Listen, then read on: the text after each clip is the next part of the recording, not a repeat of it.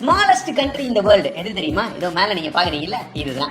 இந்த கண்ட்ரி பேரு சீலாண்ட். அங்க வந்து 2 பில்லர் இருக்குல்ல, அதுக்குள்ள வந்து 7 பெட்ரூம் இருக்கான். ஒரு கிச்சனு, ஒரு ஹாலு, ஒரு ஜிம்மு, ஒரு சர்ச், இது எல்லாமே இருக்கான். இது மட்டும் இல்லாம ஒரு ஜெயிலும் இருக்கான். அந்த ஜெயிலுக்குள்ள யாரோ ஒருத்தர 3 மாசம் தண்டனை வேற கொடுத்து வச்சிருந்தாங்களாம். ஆக்சுவலா இந்த இடம் எங்க இருக்கு அப்படின்னா யூகேக்கு கொஞ்சம் பக்கத்துல தள்ளி இருக்கு. 1960ல ராய் பேட்ஸ் அப்படின்ற ஒரு ரேடியோ ஸ்டேஷன் ஆரம்பிக்கணும் அப்படின்னு சொல்லிட்டு அவருக்கு ஒரு ஆசை. ஆனா இங்கிலாந்துல வந்து பாத்தீங்க அப்படின்னா நீங்க ரேடியோ ஸ்டேஷன் ஆரம்பிக்க முடியாது.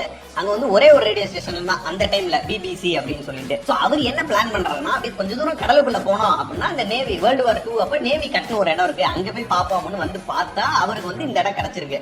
உடனே இந்த இடத்த பார்த்துட்டு இங்கேயே நம்ம ரேடியோ ஸ்டேஷன் மட்டும் கட்டணும், நம்ம ஜாலியா ஒரு கண்ட்ரியை உருவாகும் அப்படின்னு சொல்லிட்டு தன்னைத்தானே பிரின்ஸ் அப்படின்னு சொல்லிட்டு அந்த கண்ட்ரிக்குன்னு ஒரு பிளாக், அந்த கண்ட்ரிக்குன்னு ஒரு பாஸ்போர்ட், அந்த கண்ட்ரிக்குன்னு ஒரு காசு, அந்த கண்ட்ரிக்குன்னு ஒரு இமிகிரேஷன் ஸ்டாம்ப், இது எல்லாத்தையும் பண்ணி அந்த ஏரியாவை ஒரு கண்ட்ரியா மாத்திட்டாருங்க.